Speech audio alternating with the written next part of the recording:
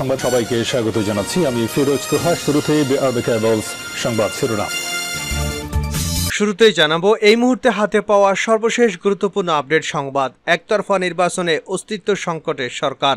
BNP নয়, বারবার একতরফা নির্বাচন করে আওয়ামী লীগ সরকার অস্তিত্বে সংকটে পড়েছে বলে মন্তব্য করেছেন বিএনপি চেয়ারপারসনের উপদেষ্টা জয়নুল আবেদিন ফারুক।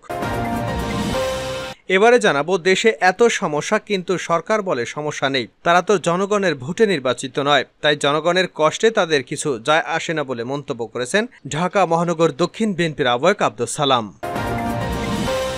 জানাবো জাতীয়তাবাদী আইনজীবী ফোরামের পদ থেকে ব্যারিস্টার মাহবুবউদ্দিন খোকনের অব্যাহতি প্রত্যাহার করা হয়েছে।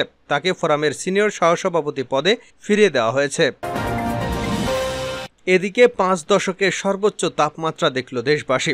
গত 29 বছরের মধ্যে সর্বোচ্চ তাপমাত্রা দেখল দেশবাসী, যা 1972 সালের পর দ্বিতীয় সর্বোচ্চ তাপমাত্রা। আবহাওয়াবিদ মোহাম্মদ শাহিনুল ইসলাম জানিয়েছেন, মঙ্গলবার যশোরে 43.8 ডিগ্রি এবং চুয়াডাঙ্গায় 43.7 ডিগ্রি সেলসিয়াস তাপমাত্রা রেকর্ড করা হয়েছে।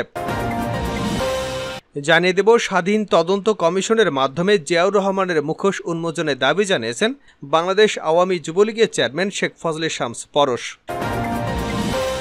এবং সর্বশেষ জানাবো আন্তর্জাতিক সংবাদ। ইসরায়েলি সেনাবাহিনীর বিরুদ্ধে মানবাধিকার লঙ্ঘনের প্রমাণ পেয়েছে যুক্তরাষ্ট্র।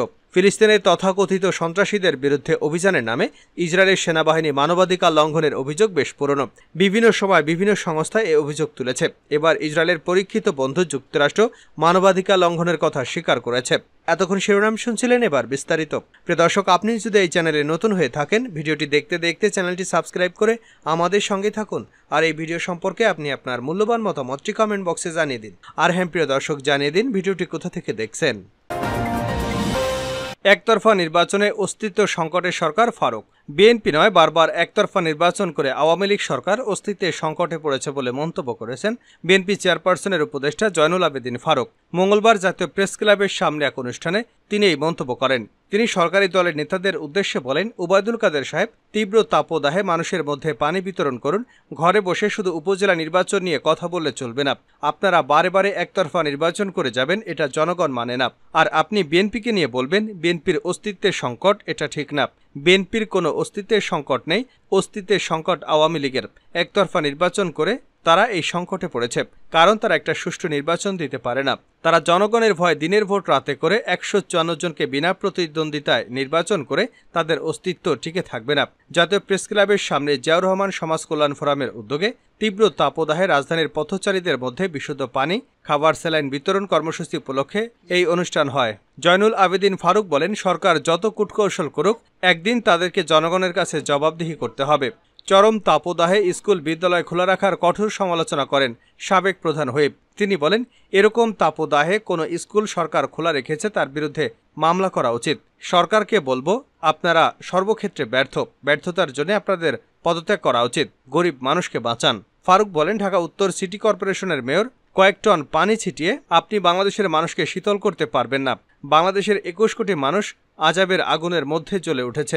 আপনাদের অবিচারের কারণে লুট করবেন আপনারা, অবৈধ কাজ করবেন আপনারা, আর তার প্রভাব পড়বে বাংলাদেশের নিরীহ মানুষের উপরে। এটা হতে পারে না, আল্লাহ এগুলো সহ্য করবে না। দেশে এত সমস্যা কিন্তু সরকার বলে সমস্যা নেই সালাম। দেশের পেছনে আওয়ামী লীগের কোনো অবদান নেই বলে মন্তব্য করেছেন ঢাকা মহানগর দক্ষিণ বিএনপির আহ্বায়ক আব্দুস সালাম। তিনি বলেন, দেশে এত সমস্যা, সরকার বলে কোনো সমস্যা নেই। তারা তো জনগণের ভোটে নির্বাচিত নয়, তাই জনগণের কষ্ট তাদের কাছে কিছু যায় আসে না। মঙ্গলবার বিকেলে বিজয়নগরে তীব্র গরমে অতিষ্ঠ জনসাধারণের মাঝে খাবার, পানি, স্যালাইন বিতরণকালে এসব কথা বলেন আব্দুস সালাম। তিনি বলেন, আজকে যারা ব্যাংক লুট করেছে, জনগণের হাজার কোটি টাকা বিদেশে পাচার করেছে, কোথায় গেল সে টাকা? তাদের কোনো বিচার নেই। সরকার তাদের ধরবে না, ধরবে গণতন্ত্রকামী জনতাকে। সালাম আরো বলেন, আজকে মার্কেট জ্বালিয়ে দেওয়া হচ্ছে, পথে বসিয়ে দেওয়া হচ্ছে ক্ষুদ্র ব্যবসায়ীদের। দোকান ফিরিয়ে দেওয়ার কথা বললেও দেওয়া হচ্ছে না। চাঁদাবাজদের কারণে অতিষ্ঠ ব্যবসায়ীরা। ক্ষমতাসীনদের চাঁদা না দিলে ভেঙে ফেলা হয় দোকানপাট। নেই কোনো প্রতিকার, পুলিশ নির্বিকার। বিএনপির এই নেতা বলেন, শ্রমিকরা আজ ন্যায্য বেতন পাচ্ছে না। বেতনের দাবিতে রাজপথে নামলে গুলি করে গার্মেন্টস কর্মীদের হত্যা করা হয়, কোনো তদন্ত হয় না। তিনি বলেন, সরকার বলে তারা নাকি গুম খুন করে না। তাহলে কোথায় গেল চৌধুরী আলম, কোথায় গেল ইলিয়াস আলী? এভাবে গুমখুন করে বিএনপিকে শেষ করা যাবে না। মধ্যবিত্ত ব্যবসায়ীদের পুঁজি নেই, না খেতে পেরে গৃহহীন মানুষগুলো ঢাকামুখী হচ্ছে। আর মন্ত্রীরা বলেন দেশের মানুষ আরামে আছে, তাহলে ভালো আছেন লুটপাটকারীরা, আওয়ামী লীগের দুর্নীতিবাজরা, এমপি মন্ত্রী আর স্বজনরা। ব্যারিস্টার খোকনের অব্যাহতি প্রত্যাহার। জাতীয়তাবাদী আইনজীবী ফোরামের পদ থেকে ব্যারিস্টার মাহবুবউদ্দিন খোকনের অব্যাহতি প্রত্যাহার করা হয়েছে। তাকে ফোরামের সিনিয়র সহসভাপতি পদে ফিরিয়ে দেওয়া হয়েছে। বিএনপির ভারপ্রাপ্ত চেয়ারম্যান তারেক রহমানের নির্দেশে এই সিদ্ধান্ত নেওয়া হয়েছে বলে জানা গেছে। গত ২০ এপ্রিল জাতীয়তাবাদী আইনজীবী ফোরামের সিদ্ধান্তের বাইরে গিয়ে সুপ্রিম কোর্ট আইনজীবী সমিতির সভাপতি পদ দেওয়ায় ব্যারিস্টার খোকনকে অব্যাহতি দেয় ফোরাম। অব্যাহতি প্রত্যাহারের বিষয়টি যুগান্তরকে নিশ্চিত করেন জাতীয়তাবাদী আইনজীবী ফোরামের কেন্দ্রীয় দপ্তর সম্পাদক জিয়াউর রহমান। বিবৃতির মাধ্যমে বিস্তারিত জানানো হবে বলে জানিয়েছেন তিনি। সূত্র মতে গত বৃহস্পতিবার রাতে বিএনপি চেয়ারপারসনের গুলশান কার্যালয়ে মহাসচিব মির্জা ফখরুল ইসলাম আলমগীরের নেতৃত্বে দলের উচ্চ পর্যায়ের নেতাদের বৈঠক হয়। মূলত সেই বৈঠকেই দলের যুগ্ম মহাসচিব ও সুপ্রিম কোর্ট আইনজীবী সমিতির নবনির্বাচিত সভাপতি ব্যারিস্টার মাহবুবউদ্দিন খোকনকে অব্যাহতি দেওয়াকে কেন্দ্র করে উদ্বুদ্ধ পরিস্থিতিতে সৃষ্ট জটিলতা নিষ্পত্তি করে বিএনপি। বৈঠকে ব্যারিস্টার মাহবুবউদ্দিন খোকন ও ব্যারিস্টার কায়সার কামাল নিজ অবস্থান থেকে যুক্তি পাল্টা যুক্তি তুলে ধরেন। বৈঠকের শেষ পর্যায়ে মাহবুবউদ্দিন খোকন এবং কায়সার কামাল একে অপরের বিরুদ্ধে অভিযোগ প্রত্যাহার করে দুঃখ প্রকাশ করেন। তবে সুপ্রিম কোর্ট আইনজীবী সমিতির সভাপতি পদে খোকন দায়িত্ব পালন করবেন কিনা সে বিষয়ে চূড়ান্ত সিদ্ধান্ত নেবার ভার দলটির ভারপ্রাপ্ত চেয়ারম্যান তারেক রহমানের উপর ন্যস্ত করা হয়েছে। ৫ বছরের সর্বোচ্চ তাপমাত্রা দেখল দেশবাসী।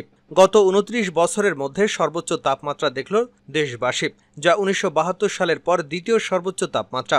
আবহাওয়াবিদ মোহাম্মদ শাহিনুল ইসলাম জানিয়েছেন, মঙ্গলবার যশোরে ৪৩.৮ ডিগ্রি এবং চুয়াডাঙ্গায় ৪৩.৭ ডিগ্রি সেলসিয়াস তাপমাত্রা রেকর্ড করা হয়েছে।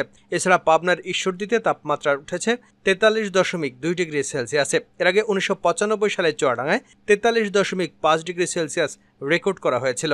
আর দেশের ইতিহাসে সর্বোচ্চ তাপমাত্রা রেকর্ড করা হয়েছে ১৯৭২ সালে ১৮ মে ৪৫.১ ডিগ্রি সেলসিয়াস রাজশাহীতে। মঙ্গলবার ঢাকার সর্বোচ্চ তাপমাত্রা রেকর্ড করা হয়েছে ৩৮.৬ ডিগ্রি সেলসিয়াস। ঢাকায় ১৯৬৫ সালে সর্বোচ্চ তাপমাত্রা ছিল ৪২ ডিগ্রি সেলসিয়াস। এর আগে ১৯৬০ সালে ঢাকার সর্বোচ্চ তাপমাত্রা উঠেছিল ৪২.৩ ডিগ্রি সেলসিয়াসে। চলতি বছর টানা ৩১ দিন ধরে তাপপ্রবাহ বয়ে যাচ্ছে, যা ৭৬ বছরের মধ্যে রেকর্ড। তবে আগামী সপ্তাহে বৃষ্টিপাতের আভাস দিয়েছে আবহাওয়া অফিস। স্বাধীন তদন্ত কমিশনের মাধ্যমে জিয়াউর রহমানের মুখোশ উন্মোচনের দাবি শেখ পরশের। স্বাধীন তদন্ত কমিশনের মাধ্যমে জিয়াউর রহমানের মুখোশ উন্মোচনের দাবি জানিয়েছেন বাংলাদেশ আওয়ামী যুবলীগের চেয়ারম্যান শেখ ফজলে শামস পরশ। জাতির পিতা বঙ্গবন্ধু শেখ মুজিবুর রহমানের দ্বিতীয় পুত্র মুক্তিযোদ্ধা শহীদ লেফটেন্যান্ট শেখ জামালের ৭১তম জন্মদিন উপলক্ষে সোমবার সকাল ১১টায় তেজগাঁওস্থ ঢাকা জেলা আওয়ামী লীগ কার্যালয়ে আলোচনা সভায় এ দাবি করেন তিনি। আলোচনা সভায় সভাপতিত্ব করেন বাংলাদেশ আওয়ামী যুবলীগের চেয়ারম্যান শেখ ফজলে শামস পরশ। সভাপতির বক্তব্যে শেখ ফজলে শামস পরশ বলেন, শেখ জামাল ২৮ এপ্রিল ১৯৫৪ সালে জন্মগ্রহণ করেছিলেন। এমন একটা শুভক্ষণে যার ২ সপ্তাহ পরে তরুণ মুজিব মন্ত্রী হিসেবে শপথ গ্রহণ করেন। অপরদিকে এমন একটি দুঃসময় যখন বঙ্গবন্ধুকে গ্রেপ্তার করা হয় তার জন্মের মাত্র ৩২ দিন পর, এবং যখন বঙ্গমাতা শেখ মুজিব ছোট ছেলে নিয়ে সরকারি মিন্টু রোডের বাসা থেকে বের হয়ে যেতে বাধ্য হয়। ১৯৭১ সালে মহান মুক্তিযুদ্ধের সময় পরিবারের অন্য সদস্যদের সঙ্গে শেখ জামালও গৃহবন্দী ছিলেন। মুক্তিযুদ্ধে যোগদান করাই শেখ জামালের একমাত্র লক্ষ্য এবং প্রত্যয় হয়ে ওঠে। বন্দী জীবন থেকে পালিয়ে তিনি মুক্তিযুদ্ধে যোগ দেন। তিনি বলেন, শেখ জামালের গৃহবন্দী অবস্থা থেকে যুদ্ধে পালিয়ে যাওয়ার একটি বিশেষ রাজনৈতিক তাৎপর্য ছিল, কারণ রাজনৈতিক দুর্দশী সম্পন্ন বেগম ফজিলাতুন্নেছা মুজিব পাল্টা তার সন্তানকে অপহরণের অভিযোগ তুলেন দখলদার পাকিস্তানি বাহিনীর বিরুদ্ধে। সারা বিশ্বে আলোড়ন, বিদেশি পত্রপত্রিকায় ছাপা হলো পাকিস্তান সরকার শেখ মুজিবের ছেলেকে গুম করেছে। শেখ জামালের পালিয়ে যুদ্ধে অংশগ্রহণের খবরটা কৌশলগত কারণেই একেবারে চেপে গিয়েছিল প্রবাসী মুজিবনগর সরকারও, কারণ ওই ইস্যুতে মুজিবনগর সরকার এবং ভারত সরকারের তীব্র সমষ্টিগত চাপে আন্তর্জাতিক প্রাঙ্গণে প্রচণ্ড বেকায়দায় পড়েছিল পাকিস্তান সরকার।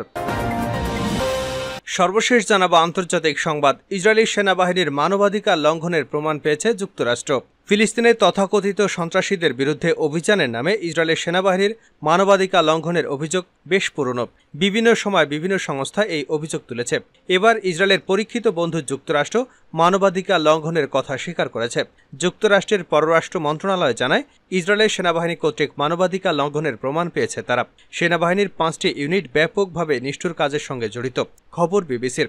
এ ব্যাপারে কিছুটা ধারণা দিয়েছে যুক্তরাষ্ট্র। তাদের দাবি এসব চলমান গাজা যুদ্ধের আগে ঘটেছে। ধারণা করা হচ্ছে এসব সাম্প্রতিক বছরগুলোয় অধিকৃত পশ্চিম তীর জেরুজালেমে ঘটেছে। তবে অভিযুক্তদের বিরুদ্ধে ব্যবস্থা নেওয়ায় ইসরায়েলের সামরিক বাহিনীকে সমর্থন এবং সহায়তা অব্যাহত রাখবে যুক্তরাষ্ট্র। মার্কিন পররাষ্ট্র দপ্তরের মুখপাত্র বেদান্ত প্যাটেল বলেন, মানবাধিকার লঙ্ঘনকারী 4টি সেনা ইউনিটের বিরুদ্ধে ব্যবস্থা নিয়েছে ইসরায়েল। তাদের সংশোধন করা হয়েছে। বাকি একটি ইউনিটের বিষয়ে যুক্তরাষ্ট্রের চাহিদা মতো অতিরিক্ত তথ্য দিয়েছে ইসরায়েল। তাই ব্যাপারটি সহায়তা বন্ধ করার মতো বড় বিষয় মনে করা হচ্ছে না। মধ্যপ্রাচ্যের সামরিক শক্তিতে ইসরায়েল আজকের অবস্থানের পেছনে আছে যুক্তরাষ্ট্র। শুরু থেকেই তাদের সব ধরনের সামরিক সহায়তা অব্যাহত রেখেছে মার্কিন প্রশাসন।